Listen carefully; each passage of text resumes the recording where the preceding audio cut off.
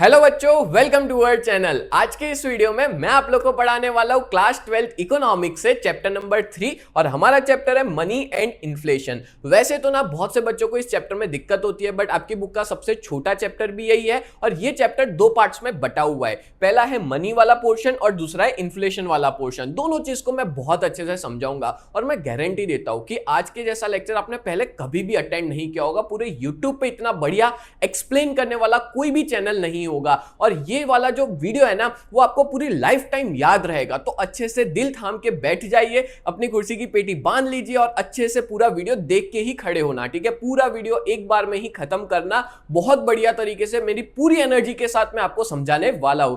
तो पूरा video and तक जरूर देखना। तो चलिए शुरुआत करते हैं हम लोग। सबसे पहले देखते हैं मनी और इन्फ्लेशन का इंट्रोडक्शन। तो इंट्रोडक्शन में क्या देके रखा है, देखो इंट्रोडक्शन में थोड़ी बहुत चीजें समझाई गई है।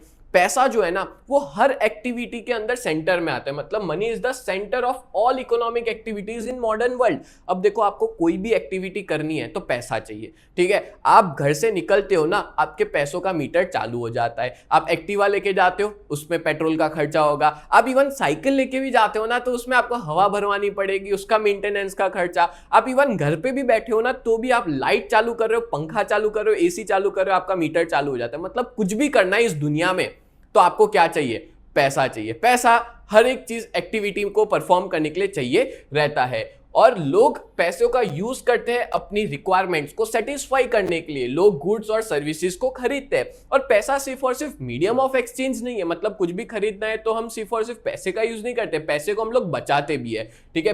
पैसे को हम लोग स्टोर करते हैं। तो लोग पैसा बचाते हैं अपनी फ्यूचर नीड्स के लिए। से फॉर एग्जाम्पल मेरे को फ्यूचर में कोई चीज चाहिए या अचानक कोई इमरजेंसी आ गई तो मैं अभी से उस पैसे को क्या करता हूँ, बचाता हूँ। देखो हम लोग, हमारी वांट्स जो है ना, ह्यूमन वांट्स, वो अनलिमिटेड है और कोई भी पर्सन खुद प्रोड्यूस करके सेटिस्फाई नहीं कर सकता। यानी कि मैं जो काम कर रहा हूं उसी काम से मैं अपनी रिक्वायरमेंट्स को सेटिस्फाई नहीं कर सकता। मेरे को वो चीज भी खरीदनी पड़ेगी जो दूसरा बेच रहा है, ठीक है। और उसके लिए अपने को आज की डेट में चाहिए होता है पैसा। पर सोचो पहले के टाइम पे पैसा जब नहीं होता था तो क्या चलता था।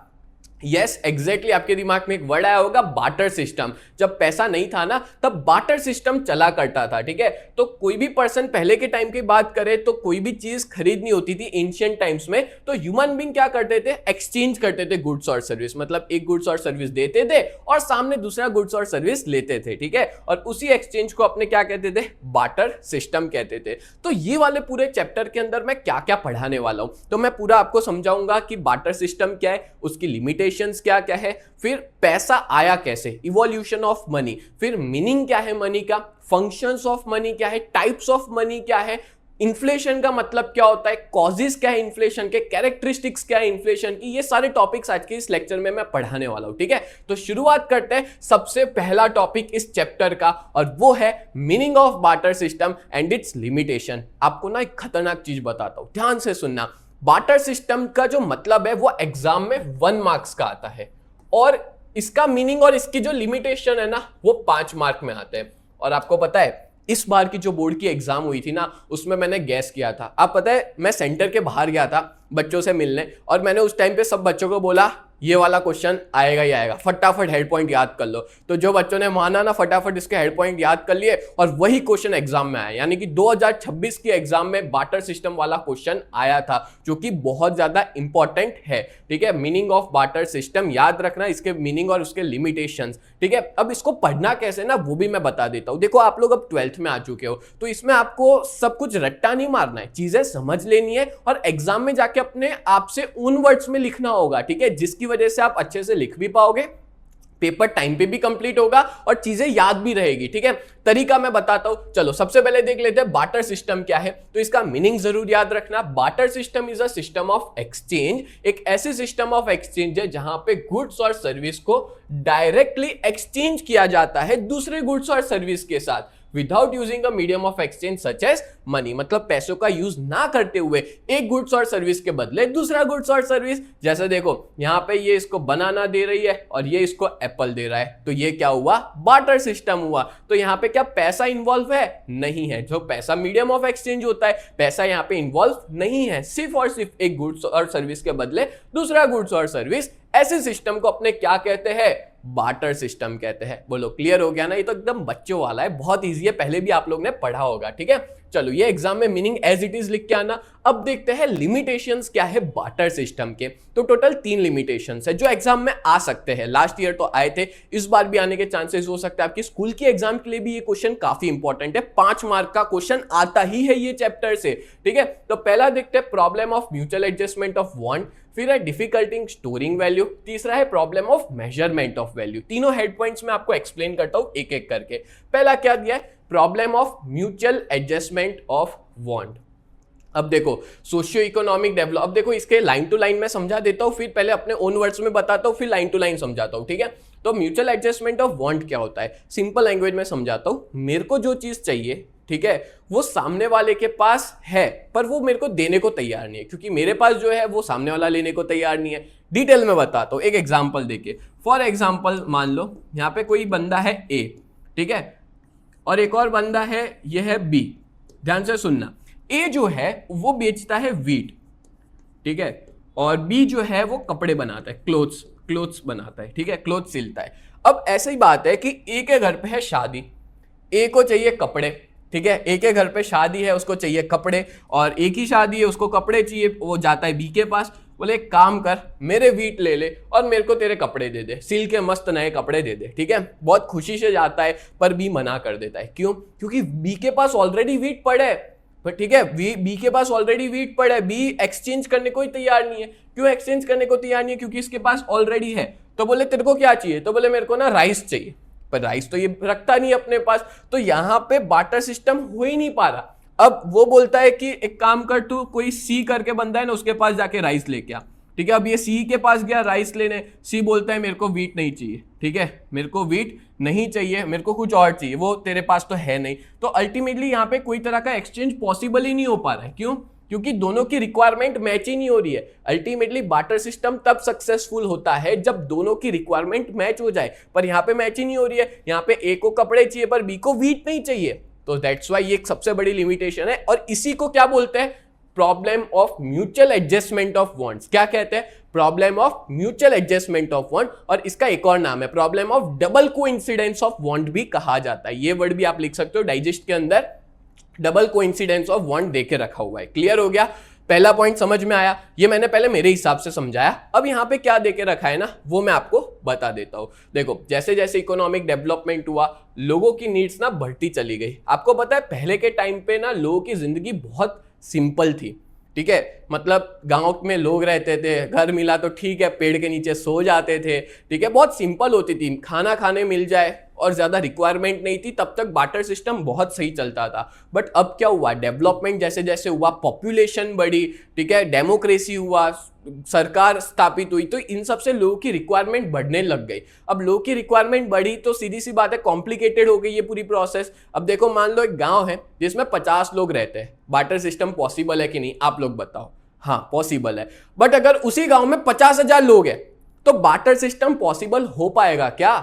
नहीं हो पाएगा। क्यों? क्योंकि समझ ही नहीं आएगा कौन क्या बेच रहा है, किससे क्या एक्सचेंज करना है। दैट्स वाई एक बहुत बड़ी प्रॉब्लम थी। ठीक है, ये कॉम्प्लिकेटेड होता चला गया बार्टर सिस्टम। यहाँ पे मैंने जो एग्जांपल दिया है ना, वही दिया है। Now those who had rice to exchange for wheat did not need wheat but clothes under barter system. मतलब किसी के पास राइस है, ठीक है, वो एक्सचेंज करना चाहता है वीट के साथ, बट वीट वाले को क्लोथ्स नहीं चाहिए। तो ऐसा बहुत होता है। ठीक है, कि and one who had clothes did not want rice, और जिसके पास क्लोथ्स है वो राइस नहीं चाहता है, wanted ghee in exchange for their clothes, उसको घी चाहिए। ठीक है, तो यहाँ पे मैच ही नहीं हो पाती है लोगों की जो नीड्स है ना, वो, जिसकी वजह से बार्टर सिस्टम पॉसिबल नहीं हो पाता। ठीक है, यही सबसे बड़ी इसकी एक लिमिटेशन है, और इसकी वजह से बहुत डिफिकल्टी अराइज हुई। ठीक है, गुड्स का एक्सचेंज नहीं हो पाता था और बार्टर सिस्टम धीमे धीमे बंद हो गया। और इसमें एक और सबसे बड़ा चैलेंज था, डिविजिबल और इंडिविजिबल गुड्स। अच्छा, डिविजिबल मतलब जिसको डिवाइड कर सकते हैं, चलो वो तो अच्छा है, बट कुछ ऐसे गुड्स होते हैं जो कि इंडिविजिबल होते हैं। सो इंडिविजिबल मतलब क्या होता है? जैसे फॉर एग्जांपल मान लो कि एक भैंस है, ठीक है, एक बफेलो है, भैंस है, ठीक है, मेरे को उसको बेचना है, ठीक है, पर सामने वाला मतलब पूरी की इतना ज्यादा अमाउंट में नहीं दे रहा है जितना मेरी भैंस जा रही है। तो ऐसा तो नहीं है कि मैं भैंस को 3 हिस्सों में दूं उसको, कि अभी एक काम कर, एक ले जा, दूसरा बाद में ले जाना, तीसरा बाद में ले जाना। नहीं कर सकता, मेरे को पूरा का पूरा ही बेचना पड़ेगा, उसको डिवाइड नहीं कर सकता। आज की डेट में हो सकता है, मतलब डिवाइड नहीं पैसों के फॉर्म में, कि अभी मैंने थोड़े पैसे दिए, बाद में थोड़े दिए, बाद में थोड़े दिए, ठीक है, ऐसे करके पे कर सकता हूं। बट पहले बार्टर सिस्टम में इनडिविजिबल गुड्स को हम डिवाइड ही नहीं कर सकते। सो दैट्स व्हाई एक सबसे बड़ी प्रॉब्लम ये भी थी, ठीक है, क्योंकि पहले लोगों के लिए पैसा पता है क्या था, वो जो बनाते हैं ना, वो जैसे ये ए करके बंदा है, ठीक है, इसके लिए पैसा क्या हुआ, वीट, क्योंकि वो वीट उगा रहा है, उसको कुछ भी चाहिए तो उसको क्या देना पड़ेगा, वीट। आज की डेट में हमको कोई भी चीज चाहिए तो हम क्या देते हैं, पैसा देते हैं, मनी देते हैं। पर उस टाइम पे लोगों की क्या होती थी, वो लोग जो उगा रहे, बी के लिए पैसा क्या हुआ, क्लोथ हुआ, उसके लिए पैसा क्लोथ हुआ, कुछ भी चाहिए तो क्लोथ दो। सी के लिए पैसा क्या हुआ, राइस हुआ, ठीक है। तो अल्टीमेटली लोगों की जो वांट्स है ना, वो मैच नहीं हो पाती थी और बार्टर सिस्टम बंद हो गया, है ना। मजा आया। दूसरा पढ़ते हैं अपने, दूसरा है डिफिकल्टी इन स्टोरिंग वैल्यू। अब देखो, एक सबसे बड़ी प्रॉब्लम, आज की डेट में गोडाउन, वेयर हाउसेस, बहुत सी फैसिलिटी अवेलेबल है। पहले के टाइम पे कुछ भी नहीं थी ये फैसिलिटीज, ठीक है, लोग के पास घर ही छोटे घर हुआ करते थे, इतनी फैसिलिटीज वगैरह नहीं थी। तो एक सबसे बड़ी प्रॉब्लम थी काय की, स्टोरिंग वैल्यू की, कि गुड्स को स्टोर कहां पे करे, गुड्स को स्टोर कहां करे, वो सबसे बड़ी प्रॉब्लम थी। और इसी वजह से बार्टर सिस्टम बंद हो गया है, ठीक है। अब आप लोग बोल रहे होंगे कि सर कहीं पे भी स्टोर कर लो। अब एक सिंपल चीज समझाता हूं आपको, ध्यान से सुनना, लॉजिक सुनना मेरा, ठीक है, मैं जो बता रहा हूं। एक खेत है, वीट उगा है, आपको पता है वीट साल में 2 बार ही उगते हैं, 6-6 महीने के गैप में, साल में 2 बार वीट उगते हैं। अब मान लो मैं फार्मर हूं, मैं वीट उगा रहा हूं, तो मेरे को फ्यूचर में अगर कोई भी चीज एक्सचेंज करनी है तो मेरे पास क्या होना चाहिए, वीट होना चाहिए। अच्छा चलो, वीट उग भी गए, उसको ग्रो कर लिया। अब एक खेत में से क्या एक बोरी वीट निकलेंगे, नहीं, एक खेत में से 1 या 2 ट्रक भर के वीट निकल सकते हैं। बड़ा खेत हो तो 1-2 ट्रक भर के, 3-4 ट्रक भर के भी वीट निकल सकते हैं। अब इतना सारा वीट मैं रखूंगा कहाँ पे। अब आपको पता होगा, इवन आप लोग अपने घर के अंदर भी जो वीट होते हैं उसको हम लोग ना पीपड़े के अंदर थोड़ा ऐसे तेल वगैरह डाल के रखते हैं, जिससे उसमें कीड़े ना पड़ जाए। सोचो, इतना सेफ करके रखते हैं, फिर भी अगर बाहर खुले पड़े रहे तो खराब हो जाएंगे, बारिश की एक बूंद भी गिर गई तो भी खराब हो जाएंगे, धूप में भी वो खराब हो जाएंगे राइस, ठीक है, खाने लायक नहीं रहेंगे। तो उसको स्टोर कहां पे करे वो फार्मर, इतने सारे वीट, ठीक है, बिगड़ ही जाएंगे टोटली के टोटली, कुछ भी कर नहीं सकते, स्टोर भी नहीं कर सकते। तो सबसे बड़ी प्रॉब्लम क्या है कि उसको आने वाले टाइम में कोई भी चीज एक्सचेंज करनी होगी तो उसको वीट देना पड़ेगा। सो दैट्स व्हाई स्टोरिंग की प्रॉब्लम बहुत ज्यादा हुआ करती थी, जिसकी वजह से बार्टर सिस्टम बंद हो गया और फार्मर जो है वो एक्सचेंज करता था वीट तो शूज के सामने, ठीक है, या क्लोथ्स के सामने। बट व्हेन प्रोडक्टिविटी राइजेस, सी और ही प्रोड्यूस मोर वीट, अगर मान लो उसने प्रोडक्टिविटी बढ़ा दी, ज्यादा वीट प्रोड्यूस किया, तो उसको स्टोर कहां करेगा जो ज्यादा वीट प्रोड्यूस हुए हैं, ठीक है। And when an individual produce on a large scale, कोई बड़े स्केल पे अपना एफर्ट्स डाल के प्रोडक्शन करता था, ही और she had to exchange his product instantaneously for other goods and service. सीधी सी बात है, तुरंत के तुरंत एक्सचेंज करो, नहीं तो फिर वो खराब हो जाएगा। एक एग्जांपल देता हूं, मान लो कि मैं टमाटर उगाता हूं, ठीक है। अब आज की डेट में फ्रिज वीज है, पहले तो फ्रिज नहीं थे। अब टमाटर मैंने तोड़ दिया, अब मेरे को आज के आज एक्सचेंज करना पड़ेगा, नहीं तो फिर क्या होगा, 2-3 दिन बाद वो खराब हो जाएगा, खाने लायक ही नहीं बचेगा, ठीक है। दूसरा एग्जाम्पल देता हूं मैं आपको, मान लो कि मेरे पास बहुत सारी गाय है, मैं मिल्क बेचता हूं। अब सीधी सी बात है, आज की डेट में फ्रिज है, फिर भी 1-2 दिन में खराब हो जाता है, तो पहले तो फ्रिज भी नहीं था, तो मैं मिल्क को स्टोर कहाँ करूं, मेरे को आज के आज लोगों से एक्सचेंज करना पड़ेगा। अगर लोग से एक्सचेंज नहीं करूंगा तो फेंक देना पड़ेगा, खराब हो जाएगा ना, बाहर पड़े पड़े। तो ऐसी बहुत सी प्रॉब्लम्स थी जिसकी वजह से बार्टर सिस्टम में दिक्कतें आने लग गई, बार्टर सिस्टम बंद हो गया, ठीक है। And it was otherwise difficult to store surplus goods, मतलब जो भी सरप्लस गुड्स, एक्स्ट्रा गुड्स करते थे, उसको स्टोर करने की भी बहुत ज्यादा दिक्कत थी। क्लियर। चलो, तीसरा वर्ड है problem of measurement of value, चीजों को मेजर कैसे करें। Exchanging wheat for rice was simpler. आज की डेट में क्या हो गया कि वीट के एक्सचेंज में राइस जो है उसको आसानी से, पहले के टाइम पे भी आसानी से एक्सचेंज तो हो जाता था, बट अब प्रॉब्लम क्या आने लग गई कि बड़े लेवल पे प्रोडक्शन होने लग गया, जितना बड़े लेवल पे प्रोडक्शन हुआ उतना एक्सचेंज करने में दिक्कत आने लग गई, ठीक है। एक एग्जांपल देता हूं, देखो आज के डेट में, यानी कि मॉडर्न स्ट्रक्चर, आज की डेट में हम लोग ना चीजों को मेजर कर सकते हैं, पैसा है ना इस वजह से। जैसे 20 किलो राइस के सामने, 20 किलो वीट के सामने 40 किलो राइस खरीद सकता हूं। आज की डेट में मैं इस चीज को मेजर कर सकता हूं, या 10 मीटर टेक्सटाइल हो या 1 किलो घी हो, दोनों का भाव बराबर है, ठीक है, इसलिए मैं उसको मेजर कर सकता हूं। पर पहले पहले हम कैसे मेजर करें? सबसे पहले के टाइम पे तो बार्टर सिस्टम था, तो सबसे बड़ा क्वेश्चन यही था कि कितने मीटर टेक्सटाइल यानी कि कितना मीटर कपड़ा दूंगा तो मेरे को कितना किलो घी मिलेगा, ठीक है, या कितना 1 किलो घी लेने के लिए कितना मीटर टेक्सटाइल चाहिए, यानी मेरे को राइस खरीदना है तो मेरे को कितना 1 किलो घी के सामने कितना मेरे को राइस मिलेगा, हम मेजर कैसे करें? वीट के सामने कितना राइस मिलेगा, मेजर कैसे करें? आज की डेट में तो बहुत सिंपल हो गया है, सीधा सीधा भाव में गिन लो, बट पहले ये बहुत बड़ी डिफिकल्टी हुआ करती थी, ठीक है। सो हम ऐसा कहेंगे, it become difficult to determine such measures, ये बहुत डिफिकल्ट था और एक ऐसी चीज की जरूरत पड़ी जो यूनिवर्सली एक्सेप्टेबल हो, जो सब लोग को चाहिए, जो सब लोग एक्सेप्ट करने को तैयार हो, और इसी की वजह से शुरुआत होती है पैसों की। मनी जो है ना वो आता है, तो बार्टर सिस्टम खत्म होता है और मनी की शुरुआत होती है, और मनी को as a standard of value use किया गया, और मनी को ट्रेड के डिनोमिनेशन, मतलब ट्रेड करना है, किसी को भी खरीदना है बेचना है तो उसके लिए क्या चाहिए? पैसा चाहिए, ठीक है। तो ये मैंने आपको लिमिटेशंस बता दी बार्टर सिस्टम की, ये तीनों लिमिटेशंस अच्छे से याद कर लेना, हेड पॉइंट्स याद कर लेना, अंदर याद मत करना, खुद बना के आपको लिखना होगा अपने ओन वर्ड्स में। क्लियर? चलो नेक्स्ट टॉपिक की तरफ बढ़ते हैं, और अपना नेक्स्ट टॉपिक है origin and development of the concept of money, जिसको अपने इवोल्यूशन ऑफ मनी भी कहते हैं। ये वाला टॉपिक आप लोग को एग्जाम में 3 मार्क में आ सकता है, 3 मार्क्स का टॉपिक है, ठीक है, 5 मार्क में नहीं आ सकता, 3 मार्क के अंदर चांसेस है।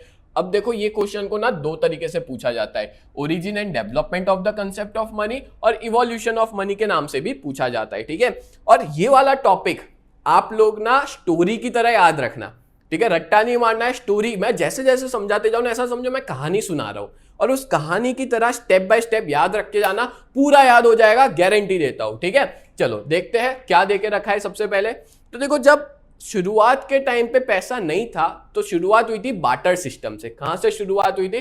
बार्टर सिस्टम से। और बार्टर सिस्टम में लोग गुड्स, एक गुड्स के बदले दूसरे गुड्स को एक्सचेंज करते थे। और पता है आपको, बार्टर सिस्टम को ना कमोडिटी मनी कहा जाता है। सो कमोडिटी मनी मतलब मैं जो चीज बना रहा हूं, क्रॉप्स जो उगा रहा हूं, जैसे मैं वीट उगा रहा हूं, तो मेरे लिए पैसा क्या हुआ? वीट हुआ, क्योंकि मैं वीट उगा रहा हूं तो वो कमोडिटी मनी था, गुड्स ही मेरे लिए पैसा हुआ करता था, मैं जो उगा रहा हूं वही, ठीक है। तो बार्टर सिस्टम था, उस टाइम पे चीजें बहुत सही चल रही थी, सारी चीजें अच्छे से एक्सचेंज हो रहा था। बट मैंने अभी आपको लिमिटेशन समझाए, कुछ लिमिटेशंस आए, और इसके बाद ना एग्रीकल्चर जो है वो सबसे मेजर सेक्टर हो गया था इकोनॉमी के अंदर। अब हुआ क्या कि बार्टर सिस्टम की लिमिटेशंस की वजह से बार्टर सिस्टम बंद हो गया और आता है एनिमल मनी। एनिमल मनी मतलब होता है एनिमल्स को यूज किया जाने लग गया एक्सचेंज, गुड्स और सर्विस के एक्सचेंज के बदले, ठीक है। और एनिमल्स कैसे यूज किया जाने लग गया? अब देखो, मान लो मेरे पास तो कोई एनिमल है नहीं, तो मैं व्यापार करना है तो एनिमल चाहिए, ठीक है, कोई भी चीज खरीदनी बेचनी है तो एनिमल चाहिए, मेरे पास तो है नहीं, मैं एनिमल कहां से लाऊंगा? तो मैं प्रोडक्शन तो कर सकता हूं, क्रॉप्स तो उगा सकता हूं, तो मैं मेहनत करूंगा, एग्रीकल्चर मेजर सेक्टर था, मेहनत करूंगा, क्रॉप्स उगाऊंगा, मार्केट में जाके क्रॉप्स को बेचूंगा, और मैं क्या सामने खरीद लूंगा, मतलब ले लूंगा एनिमल, ठीक है, एनिमल ले लूंगा और क्रॉप्स को बेच दूंगा। अब मेरे पास आ गया एनिमल, अब एनिमल का यूज करके व्यापार होगा, तो एनिमल्स को यूज किया जाने लग गया गुड्स को बेचने और खरीदने के लिए, ठीक है। इवन क्रॉप्स इन रिटर्न, मतलब क्रॉप्स के सामने या किसी के भी सामने मैं एनिमल्स को यूज कर सकता हूं, जिसको मैं एनिमल मनी कहूंगा। अब एनिमल में कौन से थे? तो भाई फोटो लगा के रखे, देखने से याद समझ आ जाएगा, काऊ, बफेलो एंड हॉर्स, ये 3 याद रखना, 1 मार्क के अंदर आ सकता है, ठीक है। अभी तक तो नहीं पूछा बट आ सकता है। कौन से 3 एनिमल थे? काऊ, बफेलो और हॉर्स, ये तीनों as a means of exchange use किए जाने लग गए। अब आप सोचोगे सर एनिमल कैसे यूज हो रहा है? तो अगर मान लो मेरे को कोई भी एक एग्जांपल देता हूं, मान लो मार्केट से मेरे को राइस खरीदने, तो मैंने दिया एक काऊ या मैंने एक घोड़ा दे दिया और मैंने राइस खरीद लिए, ठीक है। इस तरह से एक्सचेंज होता था। तो एनिमल मनी अपने इसको कहते हैं, एनिमल्स को यूज किए जाने लग गया एज अ पैसों की तरह। अब देखो एनिमल्स जो थे ना वो बहुत सही चल रहा था सिस्टम, ठीक है, बट इसकी कुछ लिमिटेशंस आ गई एनिमल्स की। एनिमल्स जो होते हैं ना वो होता है मॉर्टल यानी कि मर सकते हैं, ठीक है, बीमार पड़ सकते हैं, they get sick, they get die, मर सकते हैं। अब सोचो कि हम इनको स्टोर भी तो नहीं कर सकते। अब सोचो एक सिंपल चीज देता हूं, मान लो मैंने कोई गुड्स बेचा और मेरे को एक बफेलो मिली, वो आज मर गई, तो मेरा तो पूरा पैसा डूब गया ना, क्योंकि मेरे लिए तो पैसा वही था, बफेलो ही था, तो मेरा तो पूरा पैसा डूब गया, या वो बीमार पड़ गई तो मेरा बहुत खर्चा, मतलब ऐसा समझ लो कि नुकसान हो सकता था। तो दैट्स वाई एनिमल भी इतना प्रिफरेबल नहीं माने गए, एडवाइजेबल नहीं माने गए। और दूसरा प्रॉब्लम पता है क्या था? Storage of wealth. मान लो एनिमल ही मेरे लिए पैसा है, तो मैं उसको स्टोर कहाँ करूं? कोई भी चोरी कर सकता है ना। जैसे फॉर एग्जांपल आज की डेट में मेरे पास 500 की गड्डियां पड़ी है, 1 लाख रुपए, तो मैं उसको कहीं स्टोर तिजोरी में रख दूंगा। अब एनिमल को तिजोरी में थोड़ी रख सकता हूँ कि कोई चोरी ना कर जाए, ठीक है, वो मर जाएगा बेचारा एनिमल, तिजोरी में रखूंगा तो अल्टीमेटली स्टोरेज भी नहीं कर पाते थे, और एनिमल का यूज ऐसे धीमे धीमे एडवाइजेबल बंद हो गया, मतलब एडवाइजेबल नहीं था। एंड उसके बाद आते हैं मिनरल स्टोन्स, ठीक है, ये देखो फोटो देख रहे होंगे आप लोग, इस तरह के मिनरल स्टोन्स का यूज किया जाने लग गया एनिमल्स की जगह पे, ठीक है। तो देखो स्टोरी की तरह याद रखना, पहले क्या था? बार्टर सिस्टम, उसके बाद कौन आया? एनिमल आया, जिसको एनिमल मनी कहते हैं। फिर क्या आया? Mineral stone, but mineral stone अब इतना ज्यादा यूज नहीं होने लग गया, वो भी बंद हो गया। मिनरल स्टोन के बाद इंपीरियलिज्म का टाइम आता है। इंपीरियलिज्म क्या होता है? तो राजा महाराजाओं का टाइम, राजा हुआ करता था, उसकी प्रजा हुआ करती थी, उस तरह का टाइम आता है जिसको इंपीरियलिज्म कहते हैं। वहां पे यूज ऑफ कॉइन स्टार्ट हुआ। देखो इस तरह के सिक्के पहले के टाइम पे, ठीक है, राजाओं के टाइम पे सोने के चांदी के सिक्के होते थे। इवन आप लोग ने छोटा भीम देखा होगा बचपन में, ठीक है, उसमें कुछ भी खरीदना होता था वो लोग सिक्के एक्सचेंज करते थे, नोट नहीं था, सिक्का चलता था, ठीक है। तो अल्टीमेटली हम लोग ऐसा कहेंगे कॉइन्स का यूज स्टार्ट हुआ। कोई भी तरह का ट्रेड करना है, गुड्स का एक्सचेंज करना है, सर्विसेज का एक्सचेंज करना है, तो आसानी से हम लोग कॉइन का यूज करते थे। बहुत सही था सिस्टम, पर इसकी भी कुछ लिमिटेशंस थी, ठीक है। क्या लिमिटेशन थी? कि they were used in limited society and region, मतलब मैं हर जगह यूज नहीं कर सकता। जैसे इंडिया का कोई राजा है, गुजरात का राजा है कोई, ठीक है, उसका जो सिक्का चल रहा है वो पाकिस्तान में, अभी जब पाकिस्तान में पहले इंडिया का ही पार्ट था, वहां पे अफगानिस्तान या चाइना में तो नहीं चलेगा, ठीक है, वो सिर्फ और सिर्फ यहीं पे ही चलेगा। इवन मान लो 2 राजा है बाजू बाजू में, दोनों के बीच में झगड़ा हो गया, दोनों एक दूसरे की बनती नहीं है, वॉर हो गई, दोनों एक दूसरे के सिक्के को एक्सेप्ट ही नहीं कर रहे कि इसकी करेंसी यहां नहीं चलेगी, इसकी करेंसी यहां नहीं चलेगी। अब एक व्यापारी है, उसको अपने धंधे को बढ़ाना है, तो वो कैसे बढ़ाएगा जबकि एक्सेप्ट ही नहीं कर रहे कॉइन्स एक दूसरे के? तो बोलते हैं ना कि ये बहुत बड़ी प्रॉब्लम थी। उस राजा के कॉइन उसी एरिया तक, एक सीमा तक ही चलते थे, ठीक है, उससे बाहर लोग एक्सेप्ट नहीं करते थे। सो दैट्स व्हाई ये भी बंद हो गया। कॉइन्स आज की डेट में भी है, पर उस टाइम के वो राजा के कॉइन्स हुआ करते थे ना, वो सिस्टम में भी लिमिटेशंस थी, तो बंद हो गया। उसके बाद क्या होता है? डेमोक्रेसी और इंडस्ट्रियलाइजेशन आता है, ठीक है, इंडस्ट्रीज बढ़ती है, डेमोक्रेटिक हो जाती है कंट्री, मॉडर्न मनी आता है, और सेंट्रल गवर्नमेंट के सपोर्ट की मदद से पैसा जो है वो वाइडली यूज किया जाने लग गया, और as a means of exchange goods को हम लोग यूज करने लग गए, ठीक है। मीन्स ऑफ एक्सचेंज मतलब कोई भी चीज चाहिए तो मैं क्या करूंगा? सामने पैसा दूंगा और गुड्स खरीद लूंगा। सर्विस चाहिए, पैसा दूंगा, खरीद लूंगा। और मनी जो है वो बहुत सक्सेसफुल हुआ, जितनी भी लिमिटेशंस थी वो सारी हट गई, और पैसे को आसानी से हम लोग स्टोरेज भी कर सकते हैं। और देखो पैसे का फॉर्म बदलता जा रहा है, ठीक है। आज की डेट में अब बैंकिंग मनी आ गया, मतलब जैसे जैसे बैंकिंग सिस्टम आई, हम लोग पैसा ट्रांसफर और स्टोर ऑनलाइन करने लग गए। पता है आपको, पैसों का फॉर्म बदलता गया। देखो शुरुआत से हम देखो तो बार्टर सिस्टम थी, बार्टर सिस्टम के बाद एनिमल मनी आया, एनिमल मनी के बाद क्या आया? मिनरल स्टोन्स आए, मिनरल स्टोन्स के बाद सिक्के यूज हुए। इंपीरियलिज्म के टाइम पे सिक्के गए, तो बाद में क्या आया? अपने डेमोक्रेसी हुआ, और आज की डेट में जो पैसा यूज करते हैं वो यानी नोट्स वगैरह आए। और फिर अभी क्या यूज कर रहे हैं? अपने ऑनलाइन मनी। बैंकिंग सिस्टम आया तो ऑनलाइन मनी यूज करने लग गए। तो देख लो पैसे का फॉर्म बदलता गया, और मेरे को तो ऐसा लगता है कि आने वाले टाइम में पैसा और भी बदल सकता है, शायद कुछ और आए, ठीक है। पैसा वो होता है जो लोग एक्सेप्ट करते हैं, पता है आपको, पैसा वो होता है जो लोग एक्सेप्ट करते हैं, जिसकी वजह से आने वाले टाइम में भी बदल सकता है। अब मान लो आज से मैं 10 साल पहले कोई दुकान पे जाता, मैं बोलता भैया गूगल पे कर रहा हूं, स्कैनर लाओ, वो एक्सेप्ट करता क्या? 10 साल पहले, ज्यादा नहीं बोल रहा, 10 साल पहले, कोरोना से पहले 10 साल पहले कोई किसी को बोलता मैं ऑनलाइन पे कर रहा हूं, वो ना बोल देता कि नहीं भाई कैश ही चलेगा, ठीक है। क्यों ऐसा? क्योंकि उस टाइम पे वो सिस्टम ही नहीं थी, पैसा वो एक्सेप्ट ही लोग नहीं करते थे, तो नहीं था। बट आज की डेट में गूगल पे के थ्रू पैसा पे करना पैसा माना जाता है, ठीक है, लोग एक्सेप्ट करते हैं इसको। आने वाले टाइम में क्रिप्टो करेंसी आ सकता है, कोई भी तरह की चीजें आपको देखने को मिल सकती है। मतलब पैसा जो है ना, अभी जो यूज करते हैं वो बेस्ट है, और आने वाले टाइम में भी पैसे का फॉर्म बदल सकता है। क्लियर हो गया?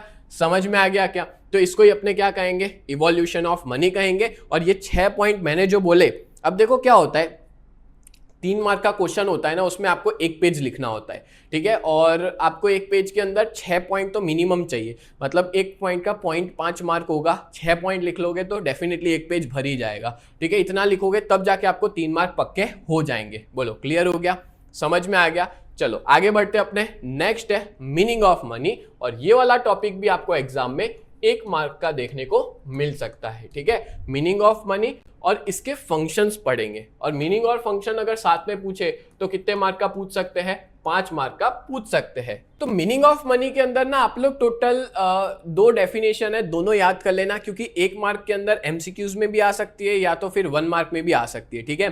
पहली मैं आपको समझाता हूं मार्शल क्या कहते हैं। तो according to the Marshall, money is that medium which is used as means of exchange. Money एक ऐसा मीडियम है जिसको हम कोई भी चीज एक्सचेंज करनी हो तो यूज कर सकते हैं, ठीक है, विदाउट एनी डाउट और इन्वेस्टिगेशन। मतलब कि मैं कोई भी डाउट के बिना मैं जब भी पैसा देता हूं तो लोग एक्सेप्ट कर लेते हैं, क्योंकि पैसा सबको चाहिए, ठीक है, तो लोग एक्सेप्ट कर लेते हैं विदाउट डाउट और इन्वेस्टिगेशन। कोई इन्वेस्टिगेशन नहीं कर रहा है, ना कोई डाउट कर रहा है, ठीक है, चेक वेक थोड़ी करता है कोई नोट, मैं मान लो 10 रुपए की नोट दूं, 100 की दूं या 500 की दूं, कोई चेक वेक नहीं करता, सब लोग पैसे को एक्सेप्ट कर लेते हैं, ठीक है। आप भी दोगे तो आप भी एक्सेप्ट, इवन आप ऐसे आपका कैरेक्टर सही हो तो लोग आपसे भी पैसा इकट्ठा, मतलब डाउटफुल नहीं हो तो आपसे भी लोग पैसा ले लेंगे, ठीक है, मतलब विदाउट एनी डाउट और इन्वेस्टिगेशन पैसा लोग एक्सेप्ट कर लेते हैं, रिगार्डलेस और टाइम और प्लेस, कोई भी टाइम हो, रात को 2 बजे 3 बजे भी जाओगे तो लोग आपसे पैसा एक्सेप्ट कर लेंगे, ठीक है, या कोई भी प्लेस हो लोग एक्सेप्ट कर लेते हैं पैसा। तो वही होता है पैसा।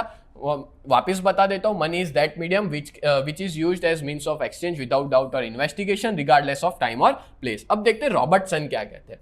रॉबर्टसन ऐसा कहते हैं, what is accepted universally in exchange of goods और सर्विसेज मनी।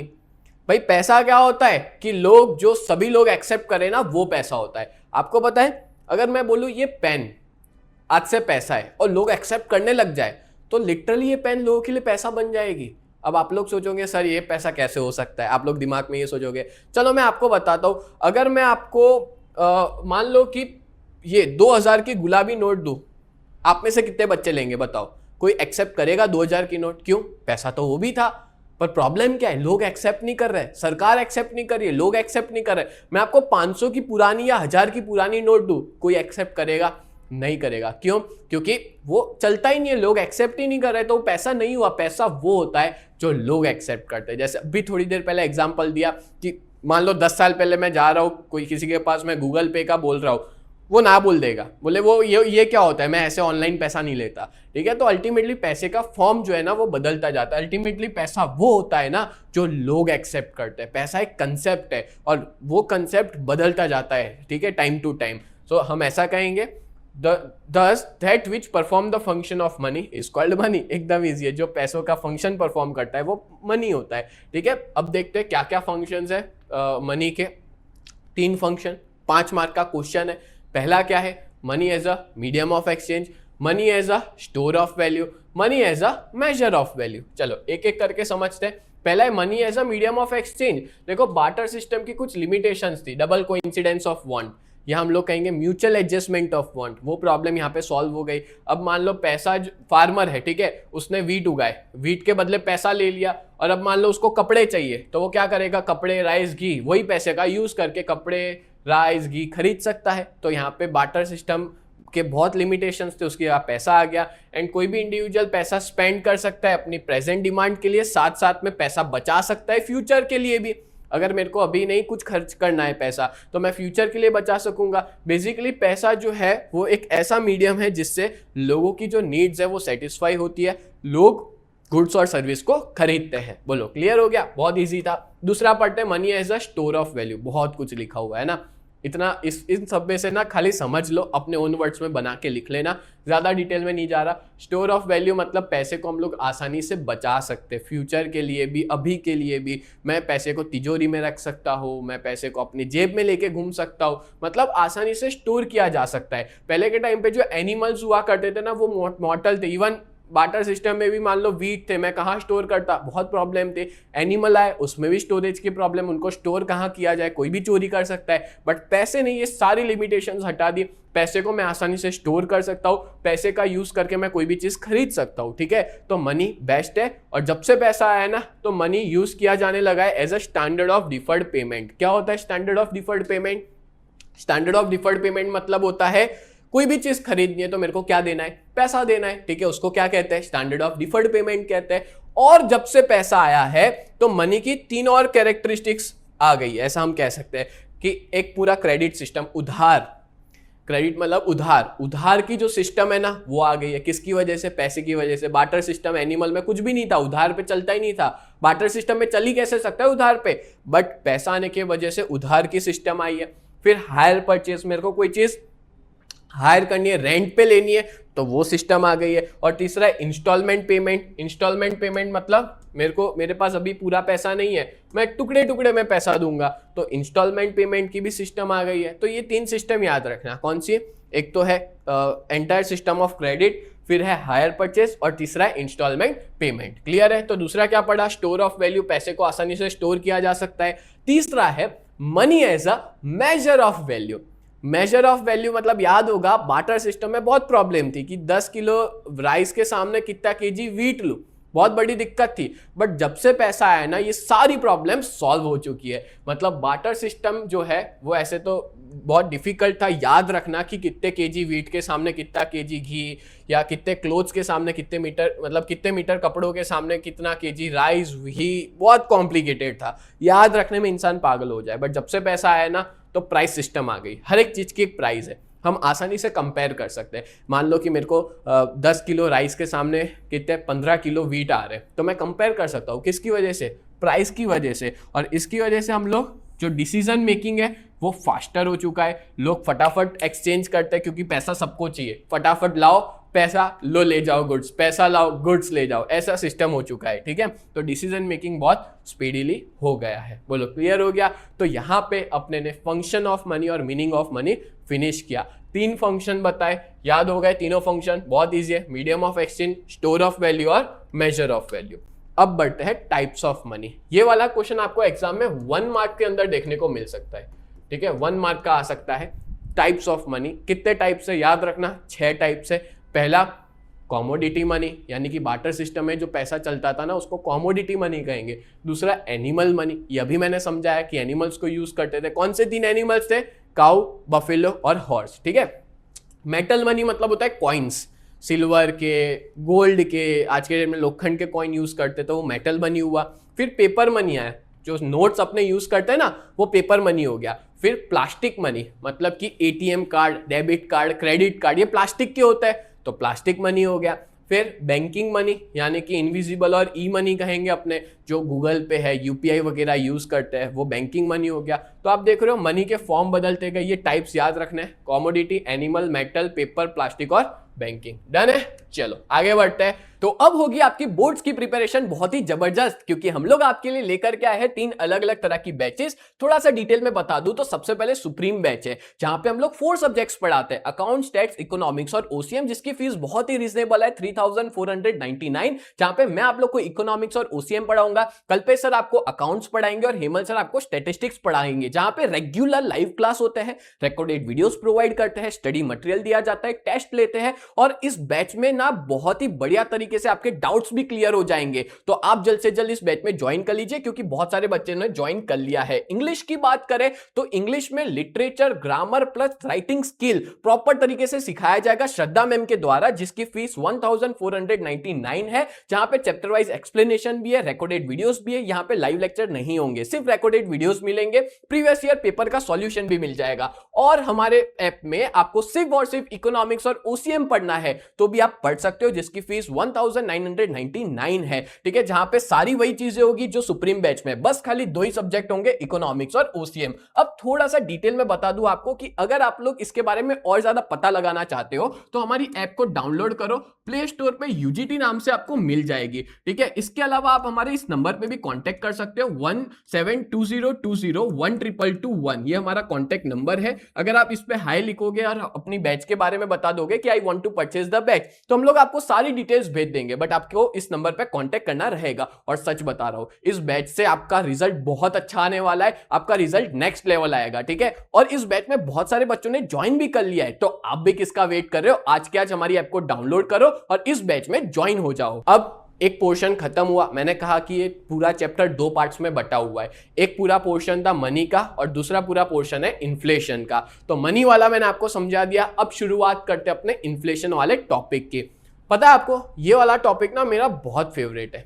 मेरा फेवरेट इस वजह से है क्योंकि मैं आपको इसके इतने अच्छे अच्छे एग्जाम्पल देके समझाऊंगा ना, आप पूरी जिंदगी ये चीज नहीं भूल पाओगे कि इन्फ्लेशन होता क्या है। ठीक है, अच्छा ये बताओ कि आप लोगों ने क्या कभी पहले इन्फ्लेशन के बारे में पता है क्या? हाँ, पता होगा कि सर कोई भी चीज़ की प्राइस बढ़ती है, ठीक है, जनरल लैंग्वेज में अपने यही कहते हैं कि price rise in the all sector of the economy, या तो सारे के सारे सेक्टर में जो प्राइस राइज होती है उसको अपने क्या कहते हैं, इन्फ्लेशन कहते हैं। ठीक है, महंगाई होना। अब इन्फ्लेशन अलग अलग तरीके से होते हैं। अब मैं आपको ना एक सिंपल एग्जाम्पल्स के थ्रू समझाता हूँ। इन्फ्लेशन वो होता है जो कांस्टेंट प्राइस राइज हो। जैसे एग्जांपल देता हूँ, गोल्ड की प्राइस कैसी है, बढ़ती जा रही है, कांस्टेंट। ठीक है, मैं आपको एक छोटा सा एग्जांपल देता हूँ। पहले किसका, गोल्ड का दे देते, चलो गोल्ड का एग्जांपल देता हूँ। मैंने एक दिन बैठा था, मैंने मेरी दादी से बात की कि दादी को पूछा कि आपकी जब शादी हुई तो आपके टाइम पे गोल्ड की प्राइस क्या थी। तो मैं थोड़ा शॉक हो गया। दादी ने कहा कि मेरी जब शादी हुई ना तब 50 रुपये 10 ग्राम गोल्ड मिलता, मतलब 1 तोला कहते हैं इसको। कितने रुपए था? 50 रुपये। आई एम शॉक, 50 रुपये का 10 ग्राम। फिर मैंने एक दिन ध्यान में आया तो मैंने मम्मी को पूछा कि आपकी शादी के टाइम पे, मेरी मम्मी के, आपकी शादी के टाइम पे गोल्ड की प्राइस क्या थी? तो मम्मी ने कहा 5,000 रुपये था। 5,000 रुपये 10 ग्राम का, ठीक है, 10 ग्राम्स का कितना था? 5,000। आपको पता है ये 24 कैरेट का भाव बोल रहा हूँ। ठीक है, आज की डेट में भाव कितना है अभी मैं जब ये वीडियो बना रहा हूँ। अब चलो मैं मेरी शादी की बात कर लेता हूँ। मेरी जब शादी हुई तब गोल्ड का प्राइस था 75,000 रुपीज़ 10 ग्राम्स। आज भाव चल रहा है 1,65,000 रुपीज़ 10 ग्राम्स।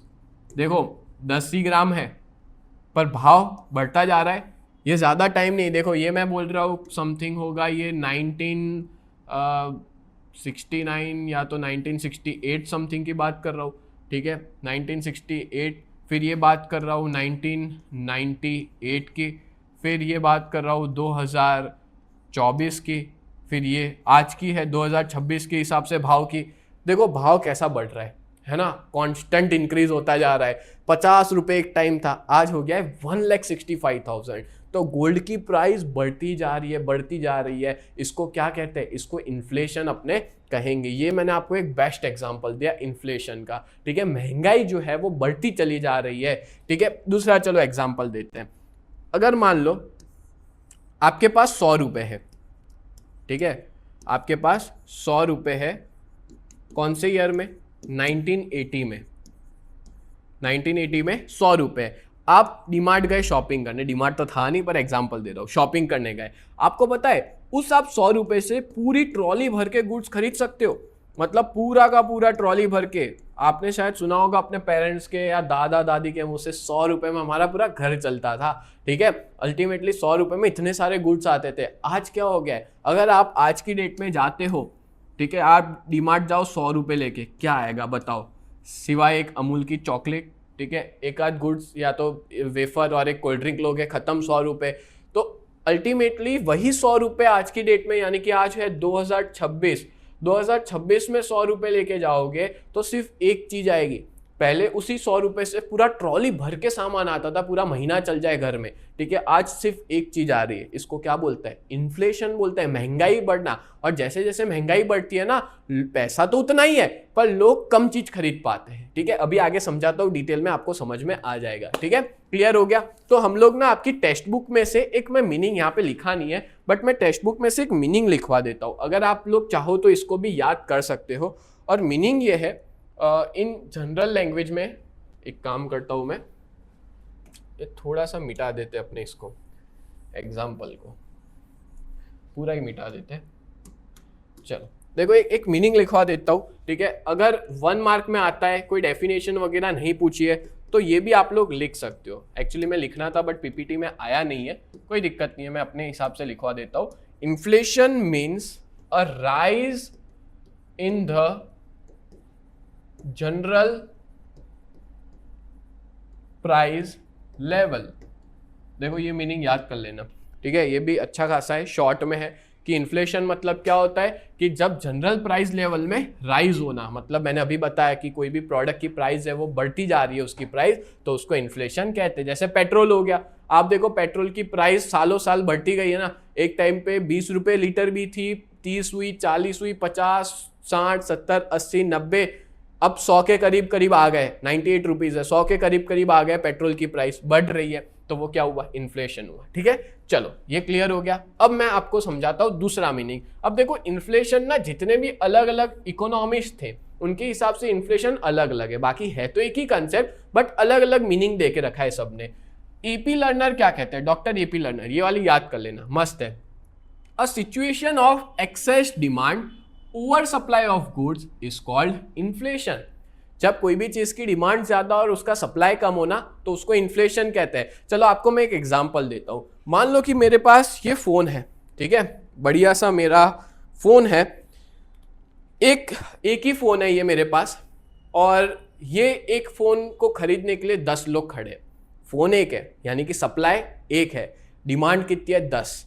आप बताओ मैं किसको बेचूंगा, मैं उसको बेचूंगा जो मुझे ज्यादा पैसा पे करेगा, सीधी सी बात है। मतलब मैं उसके भाव को क्या करूंगा, बढ़ा दूंगा। तो ये क्या हुआ, इन्फ्लेशन हुआ। इन्फ्लेशन तभी भी होता है कि जब कोई भी चीज की डिमांड ज्यादा हो और उसका सप्लाई कम हो, मतलब situation of excess demand over supply of goods is called inflation. Supply कम है, डिमांड ज्यादा है, तो उसको अपने क्या कहते हैं, इन्फ्लेशन कहते हैं। बोलो क्लियर हो गया, समझ में आ गया। तो ये मैंने इसका मीनिंग बता दिया। अब अपने देखते हैं कैरेक्टरिस्टिक्स ऑफ इन्फ्लेशन। देखो ये वाला क्वेश्चन एग्जाम में आ सकता है 2 मार्क्स का, ठीक है। 4 कैरेक्टरिस्टिक्स याद कर लेना। पहली, constant rise in price level, constant price rise होनी चाहिए, वो इन्फ्लेशन हुआ। ऐसा नहीं है कि इस महीने प्याज का दाम बढ़ गया नेक्स्ट महीने सस्ता हो गया, तो इन्फ्लेशन नहीं हुआ। इन्फ्लेशन वो होता है जो कांस्टेंट बढ़ता रहे। जैसे गोल्ड का प्राइस ले लो या हम कह सकते हैं पेट्रोल का प्राइस ले लो, तो वो क्या हो गया, एक तरह से इन्फ्लेशन हुआ। बोलो क्लियर। तो constant rise in price level. Then है price rise in all sector of economy. कोई भी इकोनॉमी में 3 सेक्टर होता है, एग्रीकल्चर, इंडस्ट्रियल और सर्विस सेक्टर। ये तीनों सेक्टर में जब कोई भी प्रोडक्ट की प्राइस महंगी होती है, प्राइस राइज होती है ना, तो उसको अपने क्या कहते हैं, इन्फ्लेशन कहते हैं। ठीक है, तीनों सेक्टर में भाव बढ़ना चाहिए। देन है परचेसिंग पावर डिक्रीजेस। अभी वाला एग्जांपल याद कर लो, मैंने बताया 1980 में 100 रुपए थे तो आप ट्रॉली भर के सामान खरीद सकते थे। आज 100 रुपए से सिर्फ एक चॉकलेट आती है। मतलब कि आपका जो परचेसिंग पावर है ना, वो क्या हो गया है, कम हो गया है। जो पैसों की वैल्यू है ना, वो कम हो गई है। उस टाइम पे भी वही 100 रुपए थे, आज भी वही 100 रुपए, पर उस टाइम पे वो 100 रुपए से बहुत सारी मैं चीज खरीद सकता था, आज की डेट में उसी 100 रुपए से मैं कम चीजें खरीद पा रहा हूं। बोलो क्लियर हो गया। देन है the rise in price level after full employment is inflation. ये ना थोड़ा गहरा है, तो मैं ऐसा चाहूंगा कि आप थोड़ा डिटेल में समझना चाहते तो देखना, नहीं तो इसको स्किप भी कर सकते हो। ठीक है, डिटेल में समझा रहा हूं, ध्यान से सुनना। The rise in general price level after full employment. Full employment मतलब किसकी बात कर रहे हैं, आपको पता होगा टोटल 4 फैक्टर ऑफ प्रोडक्शन होते हैं, है ना। कौन से, लैंड, लेबर, कैपिटल और एंटरप्रेन्योर। ये 4 फैक्टर ऑफ प्रोडक्शन होते हैं। ठीक है, अब ये 4 फैक्टर्स है, इन सबको काम मिल रहा है। एक सिंपल एग्जांपल देता हूं। देश के अंदर मान लो ये पेन है, ये पेन ले लो या कोई भी गुड्स ले लो, उसकी डिमांड है मान लो फॉर एग्जांपल 3 लाख यूनिट्स की। ठीक है, कितने की डिमांड है मार्केट में, कोई भी गुड्स है उसकी 3 लाख यूनिट की डिमांड है। ठीक है, अब देखो डिमांड 3 लाख की है, पर अपने देश में जितनी भी कंपनियां सब लोग मिला ले, सब कुछ कर लेना, तो भी प्रोडक्शन सिर्फ और सिर्फ कितना हो पा रहा है, 2 लाख यूनिट्स का हो पा रहा है। क्या हुआ, ये पेन का एग्जांपल ले लेते हैं। ये पेन की डिमांड है मार्केट में 3 लाख यूनिट की, ठीक है, पूरे साल की, और बना कितने रहे, 2 लाख। 1 लाख की कमी है ना अभी भी। तो क्या होगा पता है, डिमांड ज्यादा है और सप्लाई क्या है, कम है, तो महंगाई होगी। पहले तो ये चीज हो गया। अब यहाँ पे क्या हो रहा है कि जितने भी लैंड, लेबर, कैपिटल, एंटरप्रेन्योर, ठीक है, ये सब लोग कोई भी कंपनी के पूरे जोश में, पूरे काम के साथ, मतलब पूरा काम कर रहे हैं, और तो भी कितना कर पा रहे, सिर्फ 2 लाख यूनिट। ठीक है, तो प्राइस क्या होगा, बढ़ेगा। डिमांड कितनी थी, 3 लाख, पर प्रोडक्शन कितना हो पा रहा है, सिर्फ 2 लाख यूनिट का। इसका मतलब यही हुआ कि सारे के सारे फैक्टर्स है ना काम पे लगे हुए हैं, सारे फैक्टर्स काम कर रहे हैं, फुल एम्प्लॉयमेंट है, ठीक है, फुल एम्प्लॉयमेंट है, इससे पर इससे ज्यादा प्रोडक्शन हो ही नहीं पा रहा, ठीक है। डिमांड तो 3 लाख है पर 2 लाख से ज्यादा हम प्रोडक्शन कर ही नहीं पा रहे, तो क्या होगा, इन्फ्लेशन होगा, महंगाई बढ़ेगी, प्राइस लेवल क्या होगा, बढ़ेगा, ठीक है। तो ये मैंने थोड़ा डिटेल में समझाया आपको, ठीक है, कि अल्टीमेटली जब कोई भी चीज की डिमांड ज्यादा है पर चारों चार फैक्टर मिलके जितनी भी कंपनियां हैं पूरे कंट्री के अंदर मिल करके भी 2 लाख ही बना पा रही, उससे ज्यादा प्रोडक्शन कैपेसिटी नहीं है, तो इन्फ्लेशन होना ही है ना। क्लियर हो गया। तो ये 4 पॉइंट याद रख लेना कैरेक्टरिस्टिक्स के अंदर, जो कि 2 मार्क्स में आते हैं। डन। अब देखो वन शॉट रिवीजन है तो इंपॉर्टेंट चीजें करवाना ज्यादा जरूरी है, ज्यादा डिटेल में ना जाना, ठीक है। सप्रेस्ड इन्फ्लेशन समझा देता हूं जो आप लोग की एग्जाम में 2 मार्क्स में आ सकता है, याद रखना सप्रेस्ड इन्फ्लेशन। अच्छा, सप्रेस्ड इन्फ्लेशन क्या होता है ना, इसमें भी कुछ एग्जांपल देके समझाता हूं, ठीक है। पहले एग्जांपल देता हूं फिर समझाऊंगा तो आपको एकदम अच्छे से समझ आ जाएगा।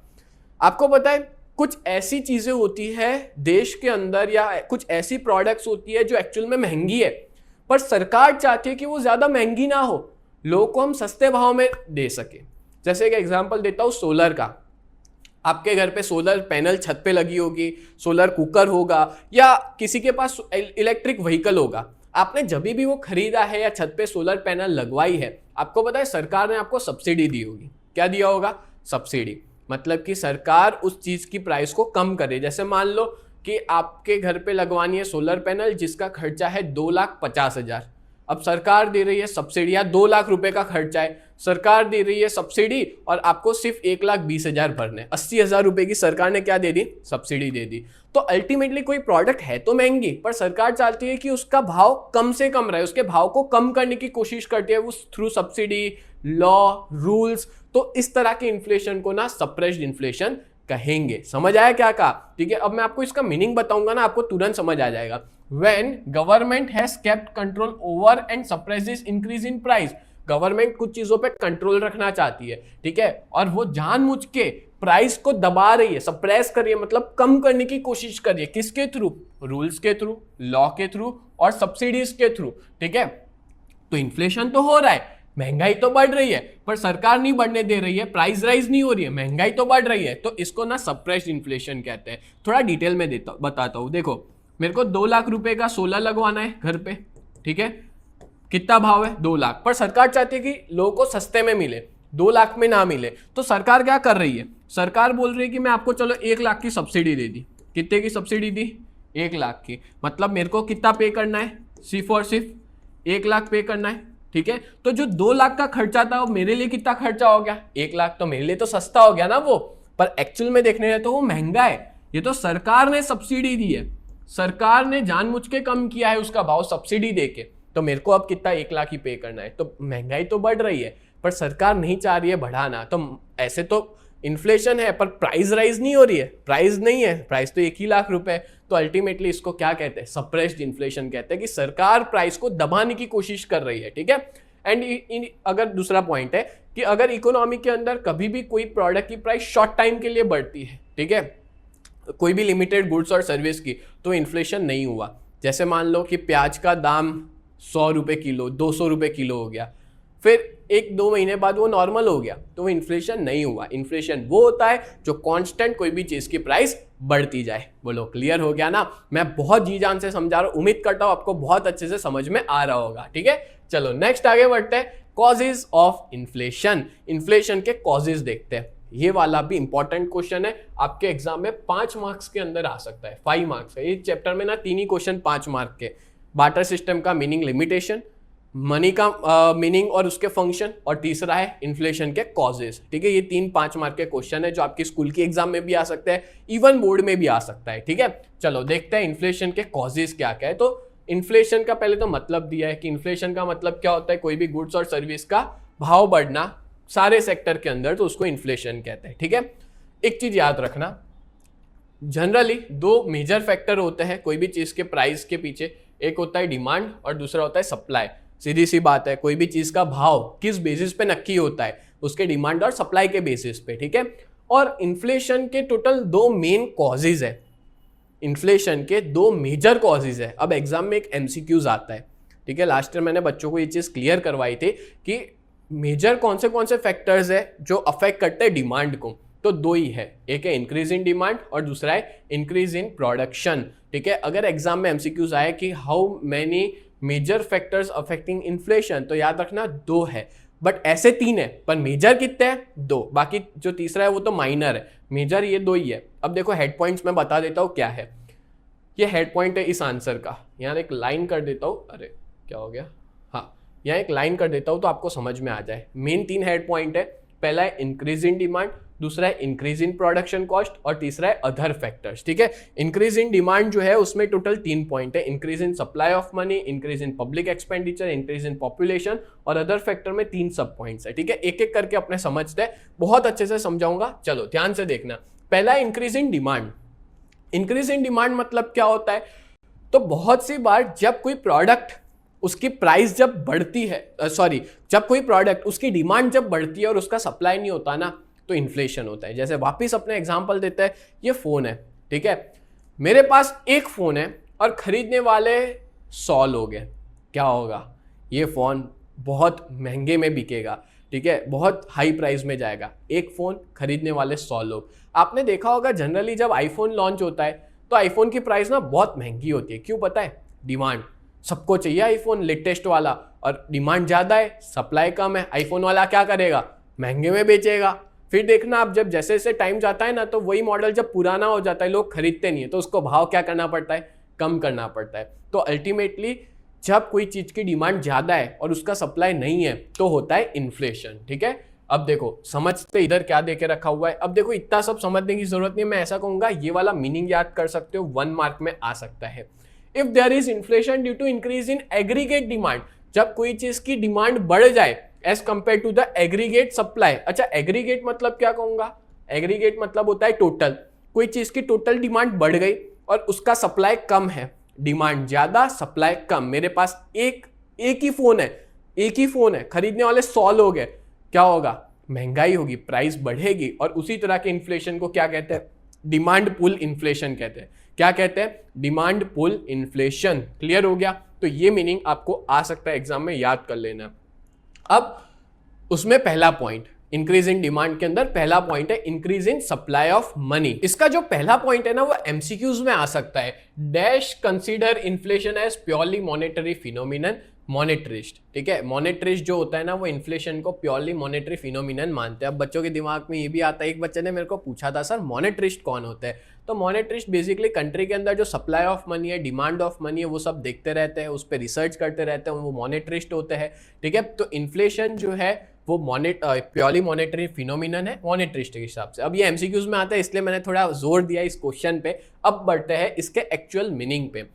ये इसके अकॉर्डिंग टू देम मॉनेटरिस्ट के according, if there is an increase in money in a state, पता है आपको, ये पहले मैं मेरे हिसाब से समझा देता हूँ, फिर यहाँ लिखा है ना वो अपने समझते हैं। ठीक है, ध्यान से देखना। अगर सोचो मेरे पास नहीं, मैं दुकानदार हूं, ठीक है, आप सब लोग के पास पैसा आ जाए, आप जितने भी लोग हो, सबके जो भी देख रहे हो, सबके पास पैसा आ जाए, तो आप क्या करोगे, दिमाग में पहले मेरे को जो चीज़ पसंद है आप खरीदोगे, है ना, आपको जो जो चीज़ें पसंद है आप खरीदोगे। लोगों के पास पैसा आता है, लोग करते हैं खर्चा। ठीक है, लोगों के पास पैसा आया, लोगों ने क्या किया, खर्चा किया मतलब डिमांड बढ़ाई। अब सोचो डिमांड ज़्यादा है पर मार्केट में सप्लाई नहीं है तो चीज़ें महंगी हो जाएगी, तो बात तो वही हुई। अब देखो सिंपल है, जब लोगों के पास पैसा आया मार्केट में, पैसा कब आएगा, चोरी करके तो आएगा नहीं, कमा के आएगा। ठीक है, कमा के ज़्यादा पैसा आया सबके पास। अब ज़्यादा पैसा आया तो लोगों ने क्या किया, अपनी डिमांड को बढ़ा दिया। अब डिमांड तो बढ़ा दी पर सामने मार्केट में सप्लाई नहीं है गुड्स का। ठीक है, तो क्या होगा, इन्फ्लेशन होगा। और इसी तरह के इन्फ्लेशन को डिमांड पुल इन्फ्लेशन कहते हैं। क्यों, क्योंकि किसकी वजह से हुआ, डिमांड के बढ़ने की वजह से इन्फ्लेशन हुआ, इसलिए डिमांड पुल इन्फ्लेशन, या तो हम कहेंगे इंक्रीज इन डिमांड का ये पहला पॉइंट है। क्लियर हुआ, increase in supply of money. एक और एग्जांपल देता हूं, मान लो मैं दुकानदार हूं, आप सब लोग कस्टमर हो, आप सबके पास बहुत पैसा आ गया, ठीक है, और मेरे को पता है, तो मैं क्या करूंगा, सीधी सी बात है, मैं हर एक प्रोडक्ट की प्राइस को बढ़ा दूंगा। जो 100 रुपए की चीज है वो 200 में बेचूंगा, या 400-500 तक भी बेच सकता हूँ 100 रुपए की चीज, क्योंकि मेरे को पता है कि आपके पास पैसा है और आप लोग मना भी नहीं कर रहे हो, आप देने को भी तैयार हो क्योंकि सबके पास पैसा आ गया है। और सोचो मेरे जैसे हर एक दुकानदार, हर मैन्युफैक्चरर को पता चल जाए कि सबके पास पैसा है, भाव बढ़ाओ, सब लोग रेडी है पे करने को, तो महंगाई हो गई। आपके पास पैसा तो आया पर उस पैसे से आप कम चीज खरीद पा रहे हो, समझे आप, तो वो इन्फ्लेशन हुआ। मतलब आपके पास पैसा तो आया है पर हम लोग ने, मतलब जो दुकानदार है या जो मैन्युफैक्चर, उन लोग ने महंगाई, उन्होंने प्राइस बढ़ा दी, मतलब इन्फ्लेशन हुआ। और अब आपके पास ज्यादा पैसा आने से भी कम चीजें खरीद पा रहे हो, तो सिचुएशन तो वही हो गई जो पहले थी।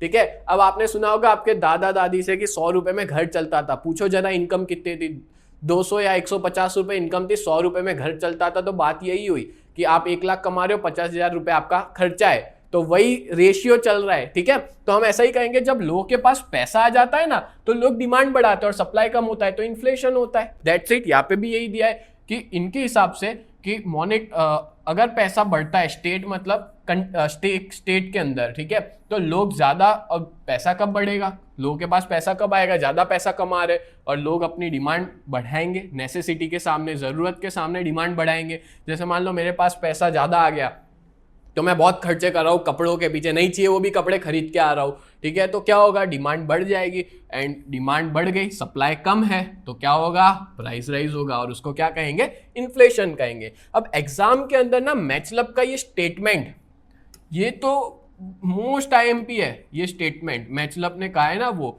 ठीक है, और ये आता है आपके 2 या तो 3 मार्क में आ सकता है ये स्टेटमेंट, जनरली 2 मार्क में आएगा। ठीक है, मैचलब का ये स्टेटमेंट, मैचलब ने बहुत जोरदार कहा है। मैचलब भैया ऐसा कहते हैं, too much money chasing too few goods causes inflation.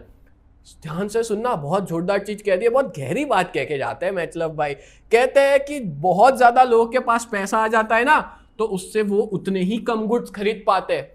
अभी मैंने एग्जांपल दिया, पहले के टाइम पे जब लोगों के पास 100 रुपए थे तो वो ज्यादा चीज खरीदते थे, पर आज की डेट में 100 रुपए तो सिर्फ एक चीज, मतलब कि लोगों के पास ज्यादा पैसा आने से वो उतने ही कम गुड्स खरीद पाते हैं, यानी कि जो लोगों की परचेजिंग पावर है ना वो गिर जाती है। बोलो क्लियर हुआ, डन है, समझ में आ गया ना। तो ये बहुत इजी है ये वाला पॉइंट। पहला increase in supply of money, दूसरा इंक्रीज इन पब्लिक और गवर्नमेंट एक्सपेंडिचर। पब्लिक और गवर्नमेंट एक्सपेंडिचर क्या होता है, तो देखो कुछ कंट्रीज है, डेवलपिंग कंट्रीज जैसे कि इंडिया, हम लोग ना इकोनॉमिक डेवलपमेंट करना चाहते हैं तो हम बहुत पैसा खर्च करते हैं, हम मतलब सरकार। एक सिंपल चीज समझाता हूं पहले लिख के, सरकार खर्चा कर रही है, सरकार अपना गवर्नमेंट एक्सपेंडिचर बढ़ा रही है, सरकार खर्चा कर रही है, अपना गवर्नमेंट एक्सपेंडिचर बढ़ा रही है, सरकार जो है वो रोड्स बना रही है, डैम्स बना रही है, ब्रिजेस बना रही है, उसमें बहुत खर्चा कर रही है, या कुछ फ्री की रेवड़ियाँ बांट रही है, जैसे कि फ्री बिजली दे रही है, इलेक्ट्रिसिटी फ्री दे रही है, या लोगों को फ्री बस सेवा बोलते हैं ना, बस लड़कियों के लिए बस टिकट फ्री, ऐसा सब बहुत कर रही है। मतलब पैसा बहुत खर्च हो रहा है, क्योंकि कुछ भी एक्टिविटी करना है तो पैसा खर्च होता है। ठीक है, तो पैसा बहुत खर्च कर रही है, तो सीधी सी बात है, सरकार का खर्चा, तो इनकम किसकी हुई, सरकार खर्च कर रही है, तो पैसा जाएगा कहां, पैसा जाएगा लोगों के पास। हमारे पास पैसा आएगा, लोगों के पास पैसा आएगा, तो सरकार का जितना ज्यादा खर्चा उतनी ज्यादा लोगों की इनकम। ठीक है, पब्लिक की इनकम क्या होगी, बढ़ जाएगी। ठीक है, यानी कि मार्केट में पैसा क्या हो गया, ज्यादा आ गया। क्यों, क्योंकि सरकार कर रही है खर्चा, लोगों की या तो हम कहेंगे पब्लिक की जो इनकम है वो क्या हो गई, बढ़ गई। पब्लिक की इनकम बढ़ना मतलब कि मार्केट में सप्लाई ऑफ मनी बढ़ना, क्योंकि सरकार के पास तो बहुत पैसा होता है, सरकार छापती भी है, बट सरकार जो है उसके वो अगर खर्चा ज्यादा कर लेती है तो लोगों के पास पैसा आ जाता है, लोगों के पास पैसा आ गया तो सप्लाई ऑफ मनी बढ़ जाता है, सप्लाई ऑफ मनी बढ़ गया, मार्केट में सबके पास पैसा आया तो लोग क्या करेंगे, डिमांड बढ़ाएंगे। ठीक है, और सप्लाई सामने कम हुआ और डिमांड बढ़ गई तो क्या होगा, तो होगा इन्फ्लेशन, है ना। तो ये चीज बहुत ध्यान रखने जैसी है कि यहाँ पे वापस वही चीज आ गई कि डिमांड बढ़ने की वजह से क्या हो रहा है, इन्फ्लेशन हो रहा है। बोलो क्लियर। और उसका कारण क्या है, सरकार अपना खर्चा बढ़ा रही है। इस वजह से आप लोग के दिमाग में कभी आया होगा कि सरकार लोगों में ऐसे फ्री पैसा क्यों नहीं बंटवा देती सब पैसे वाले हो जाएंगे, है ना। अगर फ्री बंटवा दिए पैसे तो पता है कोई काम पे ही नहीं जाएगा। मैं अभी वीडियो भी नहीं बना रहा होता अगर सरकार ने मेरे को ऐसे ही पैसे दे दिया होता, पूरी इकोनॉमी ठप हो जाती। ठीक है, और लोगों के पास पैसा आ गया, और अब सीधी सी बात, सबके पास पैसा आ जाएगा तो लोग क्या करेंगे, खर्च करेंगे। और मेरे जैसे दुकानदार हो और बहुत सारे दुकानदार हो, सबको पता चल गया सबके पास पैसा है, तो वो लोग अपने प्रोडक्ट की प्राइस को क्या कर देंगे, ज़्यादा से ज़्यादा बढ़ा देंगे, हाइपर इन्फ्लेशन हो जाएगा। आपको पता है एक कंट्री है साउथ अमेरिका के अंदर, शायद सुना होगा आपने नाम, वेनेजुला करके कंट्री है। ये कंट्री के अंदर हुआ है हाइपर इन्फ्लेशन। कभी सर्च करना गूगल पे जाके वेनेजुएला का हाइपर इन्फ्लेशन। आपको पता है अपना 1 रुपये उस कंट्री में 3000 वेनेजुएलन बोलीवर है, उस कंट्री करेंसी है वेनेजुएलन बोलीवर, ठीक है। अपना 1 रुपया उस कंट्री के 3000 रुपये हुए। क्या हो गया ऐसा? तो सरकार की बहुत सी गलती, सरकार की। अब वहां पे अगर आपको नोट चाहिए, लोग क्या करते हैं पता है, रोड पे ऐसे पैसों का ढगला लेके बैठते हैं, ठीक है। पैसे ऐसे लेके बैठते हैं ऐसे पूरे के पूरे ट्रैक्टरों में, और उसमें पैसा भर के लेके आते हैं और ऐसे रोड पे बैठते हैं, और किसी को भी चाहिए ना तो ऐसे पूरा का पूरा बंडल के बंडल देते हैं पैसों के। अगर सोचो मैं उस कंट्री से इतने सारे नोट्स लेके आया, यहाँ पे पस्ती में भी बेचूंगा तो मेरे को ज्यादा पैसा मिलेगा, ठीक है। तो अल्टीमेटली मैं ऐसा कहूंगा कि उस कंट्री की करेंसी एकदम गिर चुकी है, ठीक है। वहां पे लोग एक्सेप्ट करते ही नहीं है, वहां पे सब डॉलर चलता है, सब लोग कुछ भी खर्च करना है वहां की करेंसी डॉलर हो गई, ऐसा समझ लो, ठीक है। इवन अब नॉर्थ अमेरिका ने भी पूरा का पूरा, अभी ट्रंप ने उसको प्रेसिडेंट को उठा लिया था, ठीक है, बंदी बना लिया था, पूरा अमेरिका कंट्रोल कर रहा है। तो अल्टीमेटली टॉपिक पे आते हैं वापस अपने, कि जब सरकार खर्चा करती है, लोगों के पास पैसा आता है, डिमांड बढ़ती है, सप्लाई कम है, तो क्या होगा? इन्फ्लेशन होगा। क्लियर? तो गवर्नमेंट एक्सपेंडिचर करती है इंफ्रास्ट्रक्चर्स के पीछे, यूटिलिटीज के पीछे, रोजगार दे करके, ठीक है। तो सप्लाई ऑफ मनी बढ़ता है, लोगों की इनकम बढ़ती है, तो लोग डिमांड करते हैं, डिमांड बढ़ाते हैं, पर सामने वो नहीं है, सप्लाई नहीं है, तो प्राइस राइज होती है। And if government circulates money in exchange of the production, और गवर्नमेंट ज्यादा पैसा फ्लो कर दे कंट्री के अंदर और उतना प्रोडक्शन नहीं है इकोनॉमी में, ठीक है, तो क्या होगा? इन्फ्लेशन होगा, ठीक है। प्राइस लेवल एक मोमेंटम पकड़ लेगा और चीजें महंगी होती जाएगी दिन प्रतिदिन। बोलो क्लियर हो गया? नेक्स्ट है ओवर पॉपुलेशन। आगे बढ़ने से पहले मैं आप लोग को ये इंपॉर्टेंट इंफॉर्मेशन बताना चाहता हूं। अगर आप लोग 12 जीएसईबी कॉमर्स में हो और अपनी बोर्ड की प्रिपरेशन बहुत बढ़िया तरीके से करना चाहते हो ना, तो आप लोग हमारी सुप्रीम बैच में ज्वाइन हो सकते हो, जहां पे हम लोग 4 सब्जेक्ट्स पढ़ाते हैं, अकाउंट, स्टैटिस्टिक्स, इकोनॉमिक्स और ओसीएम। और इन चारों सब्जेक्ट की जो फीस है वो है 3499, जो कि बहुत ज्यादा रिजनेबल है पूरे साल के लिए। जहां पे अकाउंट्स और स्टैट्स के लाइव लेक्चर्स होते हैं एवरीडे मंडे टू सैटरडे, जहां आप अपने सारे डाउट्स को क्लियर कर सकते हो। और इकोनॉमिक्स और ओसीएम के रिकॉर्डेड वीडियोस भी मिलेंगे, साथ साथ में इसके डाउट लेक्चर्स भी रखे जाएंगे, जिससे आपकी प्रिपरेशन बहुत बढ़िया तरीके से हो जाए। अगर आप इस कोर्स में जुड़ना चाहते हो तो हमारे वेबसाइट पे जाके विजिट कर सकते हो www.ugt.co.in, या हमें कॉल भी कर सकते हो 7202012221 पे। और अगर आप लोग ने हमारी ऐप को डाउनलोड नहीं किया है तो कर लीजिए, प्ले स्टोर पे यूजीटी नाम से अवेलेबल है और ऐप स्टोर पे माई इंस्टीट्यूट नाम से अवेलेबल है, जहां पे आप लोग ORG कोड डाल सकते हो VUGKX, ठीक है। और इसके अलावा बात करें तो इस कोर्स के अंदर हम लोग आपको गाला पेपर्स के वीडियोस प्रोवाइड करेंगे, प्रीवियस ईयर क्वेश्चन पेपर्स को सॉल्व करवाएंगे, एज वेल एज इसके अंदर आपको हर एक टॉपिक के वीडियो लेक्चर्स मिल जाएंगे, MCQ टेस्ट सीरीज होगी, टेस्ट भी रेगुलर लेते हैं, जिससे आपकी जो पूरी बोर्ड की प्रिपरेशन है ना वो बहुत बढ़िया तरीके से होने वाली है। और मैं आप लोग को हैंड रिटन नोट्स भी प्रोवाइड करवाऊंगा, तो आप लोग जल्द से जल्द ज्वाइन हो जाइए, क्योंकि अभी इस बैच में काफी सारे बच्चे ज्वाइन हो चुके हैं। तो आप भी किसका वेट कर रहे हैं? आज क्या ज्वाइन हो जाए। ओवर पॉपुलेशन क्या है? तो यहाँ पे ना 2 चीजें हैं, वो दोनों चीजें मैं आपको समझाता हूँ। आपको पता है अपनी कंट्री में ना हर साल कितनी % पॉपुलेशन बढ़ती है? 2%। मैं आपको एवरेज मानूं, हर साल 2% पॉपुलेशन बढ़ती है। 140 करोड़ लोग हैं, 140 करोड़ लोग हैं, उसका 2% गिनो, 2 करोड़ 80 लाख, ठीक है। 80 लाख लोग मर जाते हैं, 2 करोड़ लोग पैदा हो रहे हैं हर साल।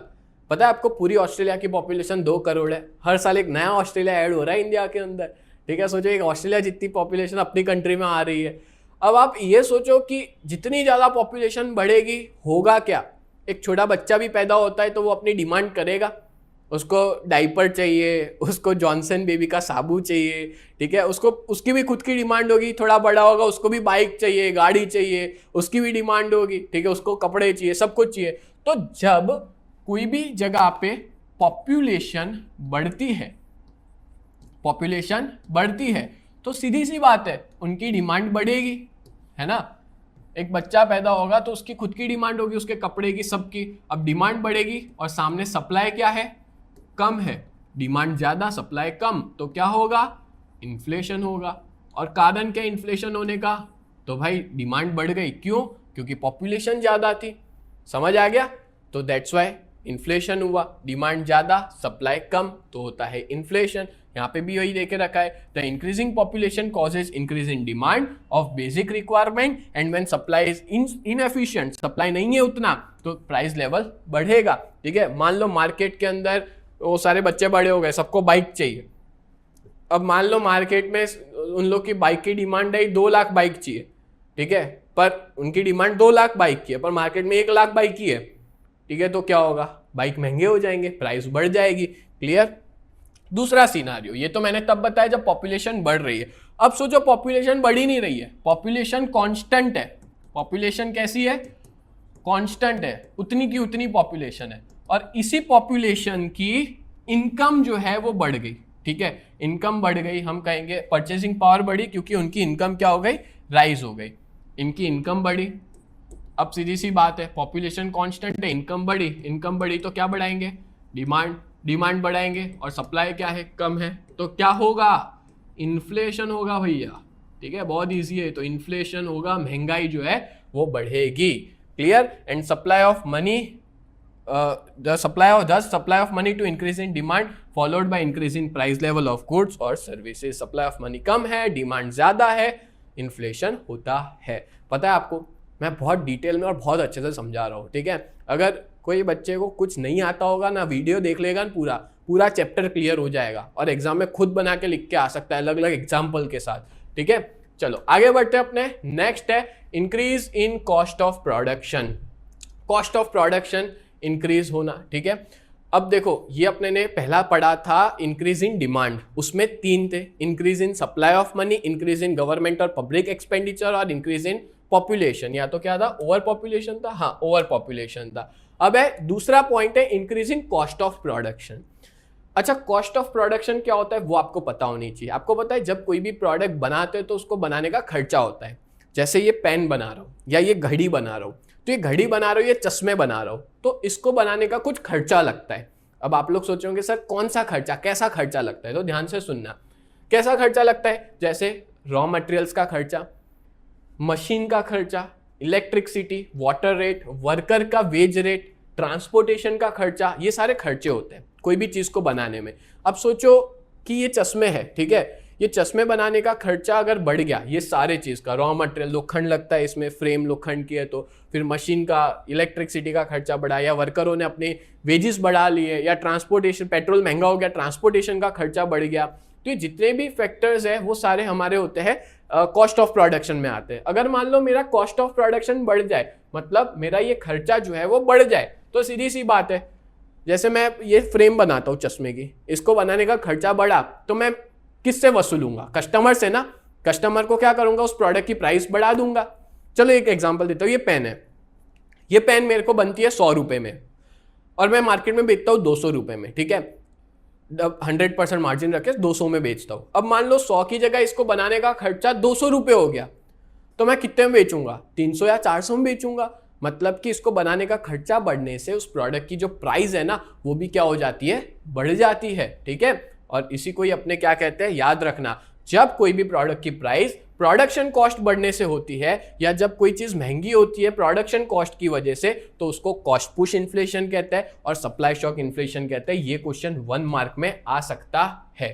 क्या कहा, इसको क्या कहते हैं, जब कोई चीज को बनाने का खर्चा बढ़ जाए तो उससे जो महंगाई होती है उसको कॉस्ट पुश इन्फ्लेशन या तो फिर सप्लाई शॉक इन्फ्लेशन कहा जाता है। और जो सप्लाई ओरिएंटेड इकोनॉमिस्ट ऐसा बिलीव करते हैं, ठीक है, कि when there is increase in production cost there is increase in its price. ये भी याद रखना, 1 मार्क का क्वेश्चन एमसीक्यूज बन सकता है ये, ठीक है। देखो हर छोटी चीज बता रहा हूं, जो इंपॉर्टेंट है हर छोटी चीज एमसीक्यूज में आ गया, आप डेफिनेटली अटेम्प्ट कर पाओगे अगर पूरा वीडियो देखा होगा तो, ठीक है। चलो ये क्लियर हो गया। तो प्रोडक्शन कॉस्ट बढ़ती है, कोई भी चीज को बनाने का खर्चा बढ़ता है, जिसको अपने कॉस्ट ऑफ प्रोडक्शन कहेंगे। तो उस प्रोडक्ट की प्राइस बढ़ती है, और जब कोई प्रोडक्ट की प्राइस बढ़ती है तो उसको ही अपने क्या कहते हैं, इन्फ्लेशन कहते हैं। बोलो क्लियर हो गया ना। चलो आगे बढ़ते हैं। नेक्स्ट है तीसरा, अदर रीजंस। तो देखो अपने ने मेजर रीजंस देखे, 2 थे, इंक्रीज इन डिमांड और इंक्रीज इन प्रोडक्शन कॉस्ट या cost of production. But practically देखने जाए, एक मिनट, बट प्रैक्टिकली देखने जाए तो और भी काफी सारे फैक्टर्स है जो कि माइनर फैक्टर्स है, ठीक है, जो शॉर्ट टर्म में उसकी इंपैक्ट देखने को मिलती है। वो सारे शॉर्ट टर्म की इंपैक्ट वाले देखते हैं। पहला है टैक्सेशन पॉलिसी। पता है आपको, जब सरकार कोई प्रोडक्ट का टैक्स बढ़ा देती है तो महंगाई बढ़ती है, ठीक है, टैक्सेशन बढ़ा देती है। अब सीधी सी बात है, टैक्स बढ़ेगा तो टैक्स पे करता कौन है? हम लोग ही तो पे करते हैं। जब कोई प्रोडक्ट का टैक्स बढ़ेगा तो उसकी प्राइस क्या हो जाएगी? महंगी हो जाएगी, और प्राइस महंगी होगी तो अल्टीमेटली इन्फ्लेशन होगा। ठीक है, एक थोड़ा मजाक में एग्जांपल दे रहा हूँ। ठीक है, पहले एक प्रोडक्ट थी जो 18 रुपए की मिलती थी, अब वो प्रोडक्ट 28 रुपए की हो गई, महंगी हो गई, तो ये क्या हुआ? इन्फ्लेशन हुआ। अब आप लोग समझ जाना मैं किसकी बात कर रहा हूँ। ठीक है, तो टैक्सेशन मतलब कोई चीज़ पे टैक्स बढ़ता है तो सीधी सी बात है उसकी प्रोडक्ट की प्राइस बढ़ती है। जैसे मान लो फॉर एग्जांपल मैं रेस्टोरेंट में खाना खाने जाता था पहले। ठीक है, सरकार लेती थी 5% SGST CGST को मिला के 5% लेती थी। अब वही रेस्टोरेंट, अब सरकार ने ना बोला 5% नहीं, अब GST लगेगा 18%। ठीक है, 5% किया 18% लगा दिया। मतलब कि क्या होगा? जो पहले जो प्राइस थी फूड की, अब वो फूड की प्राइस बढ़ जाएगी क्योंकि अब मेरे को टैक्स के साथ ज़्यादा पैसा पे करना पड़ेगा। सो दैट्स वाई क्या होगा? इन्फ्लेशन होगा। क्लियर हो गया ना? Next, increase in price of import. ये चीज़ MCQs में आती है, 1 मार्क का MCQs है। ठीक है, अपनी कंट्री में 70% पेट्रोलियम प्रोडक्ट्स जो है वो इंपोर्ट होते हैं। क्या होता है? 70% पेट्रोलियम प्रोडक्ट्स इंपोर्ट होते हैं। और अगर मान लो क्रूड ऑयल का भाव इंटरनेशनल मार्केट में बढ़ गया तो क्या होगा? पेट्रोल डीजल का रेट बढ़ जाएगा। पेट्रोल डीजल का रेट बढ़ेगा तो सारे प्रोडक्ट्स की प्राइस बढ़ जाएगी। क्योंकि एक सिंपल चीज देखो, हर एक चीज, जैसे ये पेन, ये घड़ी, इवन मैं खुद यहाँ पे बाइक के थ्रू आया हूँ, ट्रांसपोर्ट के थ्रू आया है। ये डिजिटल बोर्ड चाइना से आया है, ट्रांसपोर्ट के थ्रू। ये AC आया है, ये लाइट आई है, पंखा है, हर एक चीज, स्विच बोर्ड हो गया, वाईफाई हो गया, हर एक चीज किसके थ्रू आई? ट्रांसपोर्ट के थ्रू। अगर सोचो क्रूड ऑयल का रेट बढ़ेगा इंटरनेशनल मार्केट में तो पेट्रोल डीजल का भाव बढ़ेगा। पेट्रोल डीजल का भाव बढ़ेगा तो ये सारी चीज का ट्रांसपोर्टेशन कॉस्ट बढ़ेगा। ट्रांसपोर्टेशन कॉस्ट बढ़ेगा तो प्रोडक्ट महंगी हो जाएगी। तो अल्टीमेटली इंपोर्ट का प्राइस बढ़ने से प्रोडक्ट महंगी हो जाती है। क्लियर? लास्ट टॉपिक है आज के इस लेक्चर का, फिर लेक्चर हो जाएगा फिनिश, और वो है स्केर्सिटी। स्केर्सिटी मतलब होता है कोई भी चीज की कमी होना। मान लो कि जब कोई चीज की रॉ मटेरियल्स की कमी है, इलेक्ट्रिसिटी की या कोई भी चीज की रॉ मटेरियल नहीं है या इलेक्ट्रिसिटी नहीं है, तो कुछ टाइम के लिए या तो जब तक नहीं है तब तक वो प्रोडक्ट महंगा हो जाएगा। जैसे आपको एग्जांपल दूं, पेपर इंडस्ट्री में ना पेड़ बचे नहीं है ज़्यादा, तो पूरा रशिया से आता है जो पेपर्स वगैरह होते हैं उसका, तो अब पेड़ बचे नहीं है, पेपर इंडस्ट्री को सप्लाई की बहुत दिक्कत हो रही है। ठीक है, मतलब रॉ मटेरियल्स ही नहीं मिल पा रहा है। अब रॉ मटेरियल्स नहीं मिल पा रहा है तो क्या होगा? भाव बढ़ेगा, प्राइस जो है वो डे बाय डे बढ़ेगी। तो स्केर्सिटी अगर लंबे टाइम तक रहे, ठीक है, तो हम ऐसा कहेंगे कि वो इन्फ्लेशन होगा। शॉर्ट टर्म के लिए होगा तो थोड़े टाइम के लिए इन्फ्लेशन होगा, बट लॉन्ग टर्म की बात करें, ज्यादा टाइम तक रॉ मटेरियल्स नहीं मिल पाता तो वो चीज़ महंगी हो जाएगी। जैसे अपने पेपर का एग्जांपल ले लो, पहले आप जेरोक्स 1 रुपये में 2 प्रिंट निकालते थे, अब 2 रुपये में 1 प्रिंट निकलती है। ठीक है, तो कहने का मतलब प्राइस क्या हो गई है? महंगी। इवन आपकी बुक्स देख लो, अगर आप क्लासमेट की बुक लेने जाओगे तो मेरे को याद है एक टाइम पे 30-35 रुपए की भी बुक थी, आज की डेट में वही बुक 100 रुपए तक पहुंच चुकी है। मतलब क्यों? क्योंकि उसका रॉ मटेरियल्स नहीं मिल पा रहा है, पेपर महंगे हो गए हैं। क्लियर? तो इसको अपने क्या कहेंगे? स्केर्सिटी कहेंगे। तो यहाँ पे अपना पूरा का पूरा चैप्टर फिनिश होता है, और कॉन्ग्रेचुलेशंस आप सभी को अगर आपने पूरा चैप्टर देख लिया है। और मैं गारंटी देता हूँ अगर आपने हर एक चीज़ अच्छे से देखी है ना, तो आपको डेफिनेटली हर चीज़ अच्छे से समझ में आई होगी और आप एग्जाम में लिख ही पाओगे। और पूरे YouTube पे और कोई भी प्लेटफॉर्म पे इतने अच्छा समझाने वाला कोई भी चैनल नहीं है। तो आप लोग ने चैनल को सब्सक्राइब नहीं किया है तो कर लेना। और एक और रिक्वेस्ट है मेरी, डिस्क्रिप्शन के अंदर ना एक टेलीग्राम ग्रुप की लिंक देके रखी है 12th वाले बच्चों के लिए। अगर आपने ज्वाइन नहीं किया तो उस टेलीग्राम ग्रुप में ज्वाइन कर लेना, क्योंकि कोई भी वीडियो आएगा, कुछ भी आएगा, पहला अपडेट मैं उसमें दूंगा। टेलीग्राम डाउनलोड नहीं किया, डाउनलोड करके उस ग्रुप में ज्वाइन हो जाओ, आपके लिए बहुत फायदे कारक है। ये सारा मटेरियल से लेके हर एक चीज उस ग्रुप में आ जाएगी। तो जल्द से जल्द उस ग्रुप में ज्वाइन हो जाओ। और उम्मीद करता हूँ ये पूरा लेक्चर आपको अच्छे से समझ में आया होगा। तो ऐसी वीडियोस के लिए चैनल को सब्सक्राइब करें। मिलते हैं नेक्स्ट वीडियो में, तब तक के लिए bye and thank you so much.